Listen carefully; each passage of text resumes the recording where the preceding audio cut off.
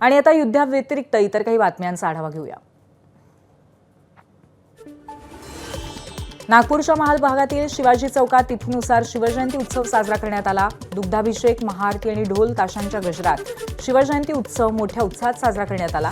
या सोहळ्याला शिवप्रेमी मोठ्या संख्येने उपस्थित होते। शिवजयंती उत्सव समितीच्या वतीने या सोहळ्याचं आयोजन करण्यात आलं होतं। राज ठाकरेंनी शिवाजी पार्कमधील छत्रपती शिवाजी महाराजांच्या पुतळ्याला अभिवादन केलं। मनसेकडून शिवजयंती उत्सवाचं आयोजन करण्यात आलं होतं। या कार्यक्रमाला राज ठाकरे उपस्थित होते।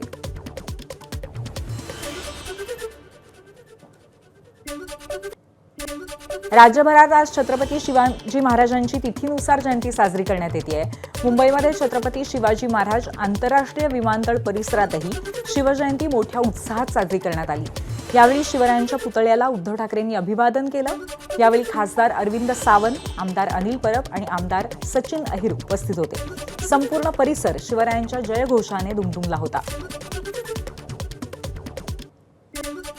शिवजयंतीनिमित्त नागपूर शहरातील महाल इथल्या शिवाजी चौक इथे शिवजयंती उत्सव उत्साहात साजरा करण्यात आला। सकाळी छत्रपती शिवाजी महाराज यांच्या प्रतिमेला दुग्धाभिषेक आणि महाआरती करण्यात आली। तसंच ढोल ताशांच्या गजरात वातावरण दणाणून गेलं होतं। शिवजयंती उत्सव समितीच्या वतीने या सोहळ्याचं आयोजन करण्यात आलं होतं। महाराष्ट्रातल्या 2 महत्त्वाच्या विधानसभा पोटनिवडणुकांची घोषणा लवकरच होण्याची शक्यता आहे। बारामती आणि राहुरी या विधानसभा मतदारसंघांसाठी मार्चच्या 2ऱ्या किंवा 3ऱ्या आठवड्यात निवडणुकीची घोषणा होऊ शकते, अशी सूत्रांची माहिती आहे। दिवंगत उपमुख्यमंत्री अजित पवारांच्या निधनानंतर बारामती तर भाजप आमदार शिवाजीराव कर्डिले यांच्या निधनानंतर राहुरी मतदारसंघ रिकामा झालाय।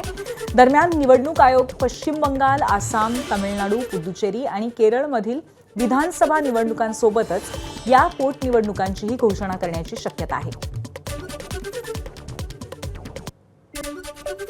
मराठा उपसमितीची काल मुंबईमध्ये महत्त्वाची आढावा बैठक झाली। शिंदे समितीने कामकाज सुरू केल्यापासून राज्यामध्ये 48 लाख कुणबी नोंदी आढळल्या आहेत। त्या आधारे 12 लाखांहून अधिक कुणबी प्रमाणपत्र वितरित करण्यात आली आहेत, अशी माहिती उपसमितीचे अध्यक्ष राधाकृष्ण विखे पाटील यांनी दिली।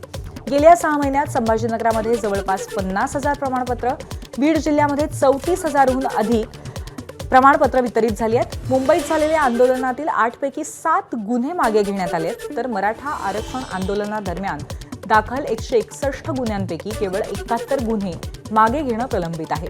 मराठा आरक्षण आणि हैदराबाद गॅझेटियरची अंमलबजावणी करणाऱ्या शासन निर्णयाच्या विरुद्ध याचिकांचा आढावा घेत स्पेशल काउन्सिलची नियुक्ती केली जाणार आहे। सातारा गॅझेटियर लागू करण्याबाबत पुणे विभागीय आयुक्त यांना अहवाल सादर करण्याचे निर्देश दिले जाणार आहेत।